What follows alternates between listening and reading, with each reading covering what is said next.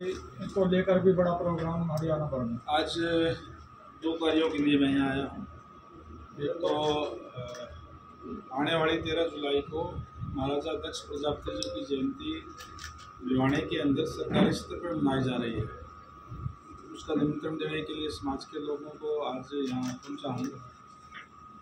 जब से भारतीय जनता पार्टी की सरकार बनी है तब से जितने भी हमारे महापुरुष है, संत महात्मा है, अलग अलग जातियों से, उन सब की जयंतियाँ सरकारी स्तर पे मनाने का काम सरकार की तरफ से किया जा रहा है।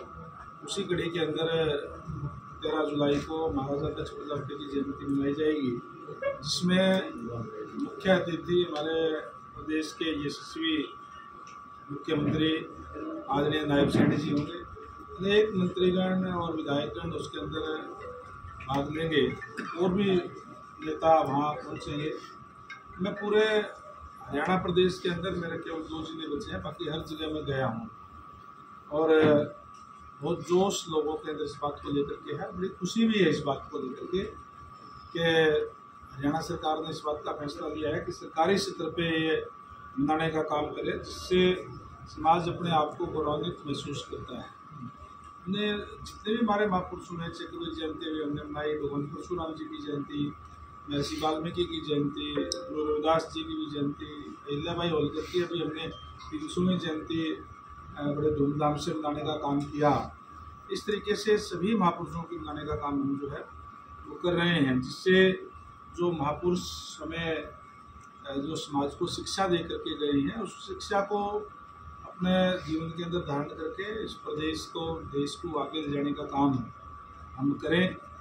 और विशेष रूप से समाज के अंदर इस बात के लिए भी जोश और जुनून है, क्योंकि जब से भारतीय जनता पार्टी की सरकार आई है तब से खासकर जो वंचित वर्ग के लोग हैं, जो दलित है, जो पिछड़े हुए हैं, खासकर जो मोस्ट बैकवर्ड है, जिसमें प्रजापति समाज भी आता है, उनके साथ न्याय करने का काम अगर किसी ने किया है तो भारतीय जनता पार्टी ने करने का काम किया है। पहले जब भी चाहे कोई सरकारी नौकरियों की बात हो, नौकरियां अगर जब भी कोई आती थी तो 50 वैकेंसीज मोस्ट बैकवर्ड की है, 10-20 लेकर के नीचे एक लाइन लिख देते थे कि योग्य उम्मीदवार ना मिलने के कारण पर दिक्कत छोड़े जाते हैं, बैकलॉग छोड़ दिया जाता था। इस तरीके के से इनके साथ जस्टिस करने का काम पूर्व की सरकारों ने, कांग्रेस की सरकार ने करने का काम किया है। मैं धन्यवाद करूंगा हमारे पूर्व मुख्यमंत्री आदरणीय मनोहर लाल जी ने, जिन्होंने एक बहुत बड़ा परिवर्तन इसमें करने का काम किया। जो नौकरी है वो मेरिट के आधार पर दे करके अब युवाओं के अंदर एक विश्वास पैदा किया, और जब से मेरिट के आधार पर नौकरियां दी है तब तक कोई भी वैकेंसी खाली नहीं रहती, सारी की सारी भरी गई है, चाहे मोस्ट पेपर की है, चाहे एससी की है। ऐसा नहीं है कि पहले बच्चे पढ़ते नहीं थे, अब पढ़ रहे हैं, पढ़ते पहले भी थे, लेकिन जो व्यवस्था थी पूर्व की गवर्नमेंट की, वो इस तरीके की उन्होंने व्यवस्था नहीं करने का काम किया था। केवल पैसे में या पॉलिटिकल सिफारिश से ये नौकरियां मिलती थी। ये लोग जो है वो हाथ से काम करने वाले हैं, मेहनत के लोग हैं, दक्षता उनके अंदर है, उन लोगों को अयोग्य घोषित करने का काम किया उनके बच्चों को। तो इस तरीके की व्यवस्था थी। और भी जिस तरीके से चाहे वो आगे जाने के लिए पंचायतों में अंदर आरक्षण देने की बात हो, आज जो BCA की शुरुआत पंचायतों में आरक्षण देने की भारतीय जनता पार्टी की सरकार में हुई, जिससे हर ब्लॉक के अंदर अभी सरपंच बनते हैं, हर ब्लॉक के अंदर ब्लॉक समिति के मेंबर बनते हैं, जिला परिषद के मेंबर बनते हैं, और इवन उससे आगे बढ़ करके नायब सैनी जी ने तो नगर पालिका, नगर निगम और नगर परिषद के अंदर भी BCA और BCB दोनों को आरक्षण देने का काम किया है, जिससे जो लोकल बॉडी है उसके अंदर भी अब जो है उनको जो जिनका कभी नंबर नहीं आया था उनका भी जो है नंबर आ रहा है। इसलिए आज ये लोगों में बहुत खुशी है। मैं समझता हूँ कि बहुत बड़ी संख्या में 13 तारीख को पूरे प्रदेश भर से समाज के लोग जा करके और एक बहुत ही भव्य प्रोग्राम करके और उस प्रोग्राम को करने का काम करेंगे, जहाँ हम अपने गुरु को याद करेंगे। वहीं माननीय मुख्यमंत्री महोदय का भी इस बात के लिए धन्यवाद करेंगे कि उन्होंने सरकारी स्तर पे प्रोग्राम करने का जो है काम किया है। दूसरा साथ में हमारे जो दो डिपार्टमेंट मेरे पास है, पब्लिक हेल्थ और PWD, उनकी भी मीटिंग मैंने अधिकारियों की जिला स्तर की बुलाई है ताकि उनकी रिव्यू ले सकें, जो पहले जो काम जो लगाया है वो कितना हुआ है, कोई और जो ज़रूरी दिशा निर्देश है उनको दिए जा सकें। इसलिए PWD और पब्लिक हेल्थ दोनों के अधिकारियों की मीटिंग लेने के लिए मैं विशेष तौर से आज यहाँ आया। राव इंद्रजीत, आपने ये कहा कि गरीबों के हित में सरकार फैसले ले रही है। हाल ही में सरसों के तेल के दाम बढ़ाए गए हैं। विपक्ष का कहना है कि सरकार तो गरीबी हटाने की बात कर रही है, गरीबों को ही हटाया जा रहा है। देखिए, अगर आप देखेंगे तो कोरोना काल से एक बड़ी संख्या में फ्री जो है अनाज देने का काम सरकार ने किया है। आयुष्मान कार्ड के तहत आज फ्री इलाज जो हो रहे हैं, प्रधानमंत्री आवास योजना के तहत फ्री हम जो है मकान बना करके दे रहे हैं। अनेक योजनाएं हैं। एक चीज़ को अगर मार्केट रेट देखिए, मार्केट रेट से फिर भी कम देने का काम नहीं कर रहे हैं, फ्री अनाज दे रहे हैं। कई चीज़ें होती है उसको लेकर के यूँ नहीं है कि कोई बहुत ज़्यादा वजन कोई डालने का काम जो सरकार ने किया है। महंगाई बढ़ा रही है, गरीबों को झटका लगा है। देखिए, जब जो BPL कार्ड है, आज चाहे उनकी शिक्षा की बात हो, चाहे उनके स्वास्थ्य की बात हो, उसकी चिंता हरियाणा सरकार कर रही है, भारत सरकार कर रही है। उनके इलाज की चिंता भारत सरकार और हरियाणा सरकार मिलकर के कर रही है। वहीं हरियाणा प्रदेश ने तो और आगे बढ़ करके जो BPL की आय सीमा है पूरे देश के अंदर 1,20,000 है, लेकिन हमारे यहाँ 1,80,000 रुपये है। वो भी हरियाणा सरकार ने अपने खजाने से पैसे लेकर के उसको बढ़ाने का काम किया है ताकि और ज़्यादा लोगों को इस बात का लाभ जो है वो मिले। इसके लिए अनेक योजनाएं आज जो है कोई काम करना चाहता है, जहाँ सरकारी नौकरियां मेरिट पे दी जा रही है। सरकारी नौकरी क्योंकि एक लिमिटेड है, उसको पूरा दिया नहीं जा सकता, इसलिए आज उसको कोई अगर अपना कोई काम करना चाहता है बिना बैंक गारंटी के भी उनको लोन देने का काम हमारी सरकार की तरफ से किया जा रहा है। सरकार उनको गारंटी देने का काम कर रही है, तो इस तरीके की बहुत सी योजनाएं चलाने का काम तो किया है।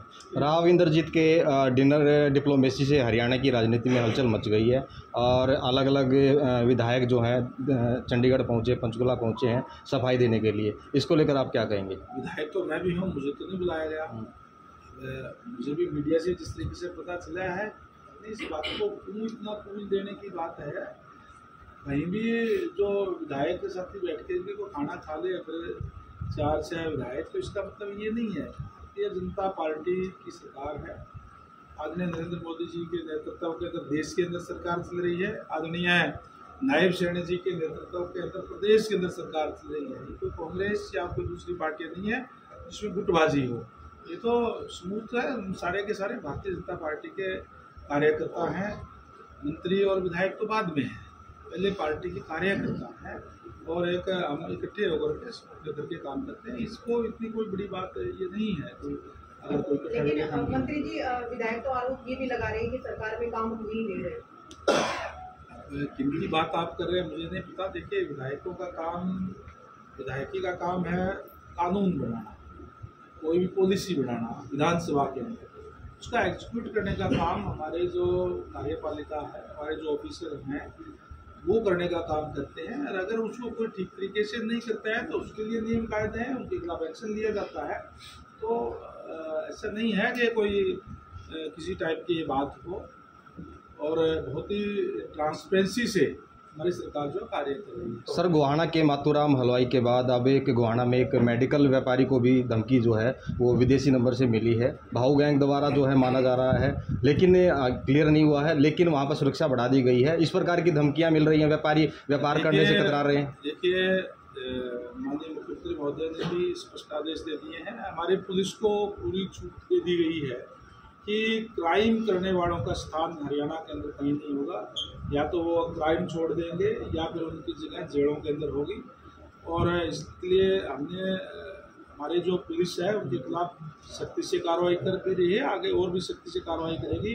हरियाणा की अमन और शांति के अंदर कोई भी खलल नहीं डाल सकता, और कोई अगर इस तरह का प्रयास करेगा तो उसको गंभीर परिणाम भुगतने होंगे। उदय जी, आपने बताया कि हरियाणा या तो अपराधी अपराध छोड़ दे या फिर जेल के अंदर होगा, लेकिन हाल ही में 48 घंटे भी नहीं बीते हैं कि थाने से महज चंद कदमों की दूरी पर ही लूट की वारदात को अंजाम दिया 3 अपराधियों ने पिस्टल के बल पर, लेकिन अभी तक उसकी गिरफ्तारी नहीं। मैं ये कह रहा हूँ कि कई बार जो क्राइम करने वाले की फितरत में तो क्राइम करना, लेकिन उसके खिलाफ कड़ा एक्शन लेना हमारी पुलिस लेती है। ठीक है कि कई बार आदमी कुछ समय के लिए इधर उधर हो जाता है, लेकिन इस तरीके की घटना वालों को किसी भी सूरत में बख्शा नहीं जाएगा। निश्चित रूप से उनके खिलाफ कार्रवाई भी होगी, उनको पकड़ के जेल में भी डाला जाएगा। पब्लिक हेल्थ की बात करें तो सोनीपत के तमाम अस्पताल, चाहे PGI हो या फिर GHO, खुद वेंटिलेटर पर नजर आ रहे हैं, मरीज वहाँ दम तोड़ते हुए नजर आ रहे हैं, और इलाज के अभाव में क्या करें? जानते नहीं, हेल्थ डिपार्टमेंट का ये मसला है।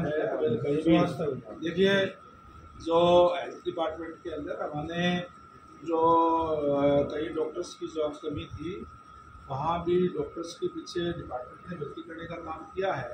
और कहीं भी अगर इस तरीके के, जिस तरीके से आपने कहा कि कोई मशीनों की और की उपकरणों की कमी होगी, तो निरंतर उसको भी पूरा किया जा रहा है। हाई पावर बिजनेस कमेटी के अंदर माननीय मुख्यमंत्री इस फॉर्म बैठ करके और टेंडर करने का काम हम करते हैं। अब पर्टिकुलर तो मैं नहीं बता सकता कि किसकी आप बात कर रहे हैं, किन चीज़ों की बात कर रहे हैं, लेकिन ये ज़रूर है कि आज हमने हेल्थ सेक्टर के अंदर बहुत ज़बरदस्त हमने नए नए मेडिकल कॉलेज बनाने का काम किया है। हमने मेडिकल के MBBS की सीटें बनाने का काम किया है।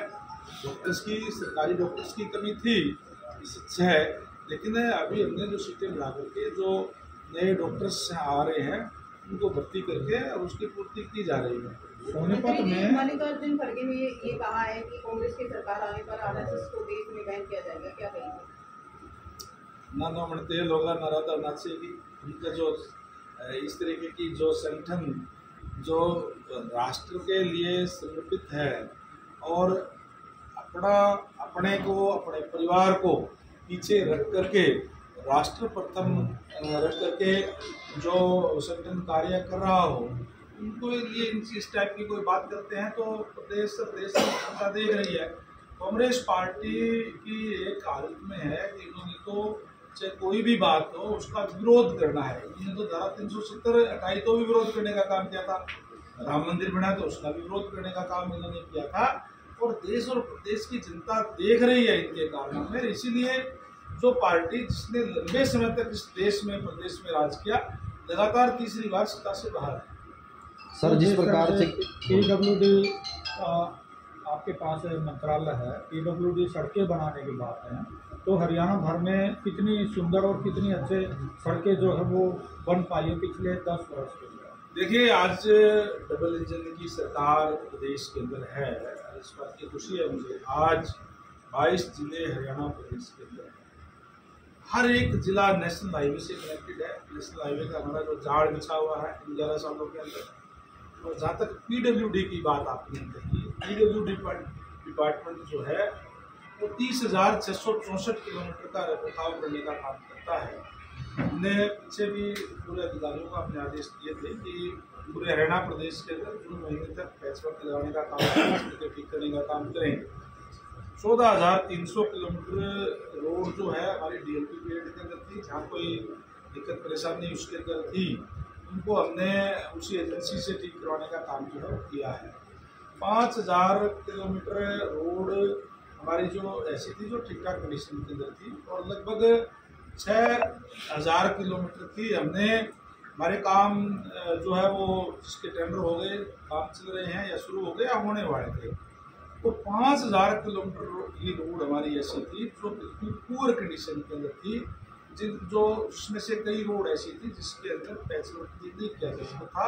उनको हमने इस साल के वर्क प्रोग्राम में लेकर के उनके कईयों के टेंडर कर दिए हैं, कईयों के एडिशनल अप्रूवल के लिए गए हुए हैं, वो हो जाएंगे। तो इस साल के अंत तक उन सारी रोड्स का जो पुअर कंडीशन के अंदर थी उनको हम कारपेट करने का काम जो है वो करेंगे। और बाकी जो इनके जहाँ पैचवर्क लगाने थे हमने उसको कंप्लीट करने का काम किया। सर, रोडों की बात आप कर रहे हैं, लगातार काम भी हो रहा होगा, लेकिन वास्तविकता ये भी है कि सड़क बनने के कुछ महीनों बाद ही, अब जैसे मानसून शुरू होने से पहले कुछ बारिशें हुई और ग्रामीण और शहरी स्तर पर जो सड़कें टूट रही हैं, थोड़ी सी बारिश होती है, बिल्कुल मटेरियल जो है घटिया स्तर का है, क्या उसकी जाँच भी होगी या इस प्रकार की कोई निगरानी? जब से मैंने डिपार्टमेंट संभाला है, मैंने पहली शुरुआत में ही अधिकारियों को इस निर्देश दिए थे कि क्वालिटी से कोई समझौता नहीं होगा, क्वालिटी की रोड हम बनाएंगे, अच्छा इंफ्रास्ट्रक्चर प्रदेश के लोगों को देंगे। अब जो बात आप करें पुरानी बातें हो चुकी, अब कोई भी अगर इस टाइप का कहीं भी कोई मिलता है तो हम उस एजेंसी के खिलाफ भी कार्रवाई करते हैं, जो अधिकारी के लिए जिनकी जिम्मेवारी है उनकी फिक्स करके उनके खिलाफ भी हम कार्रवाई करते हैं। हमने कार्रवाई की भी है और अब हमारे क्वालिटी के साथ कोई समझौता नहीं है, अच्छी क्वालिटी की रोड बना करके दे रहे हैं। आप ये जरूर कह सकते हैं कि कोई रोड बिल्कुल टूटी हुई होगी, जैसे पहले ही कहा कि 5000 किलोमीटर जो रोड हमारे पास जो थे वो बिल्कुल पुअर कंडीशन की थी, उस पर वर्क प्रोग्राम में दे दिया है। इस साल के अंत तक, दिसंबर तक सारी की सारी रोड वो 5000 किलोमीटर पे हम कारपेट करने का काम करेंगे और बाकी रोड हमने रिपेयर कर दी है। तो हम कह सकते हैं कि उसके बाद में कहीं भी रोड टूटी आपको नहीं मिलेगी।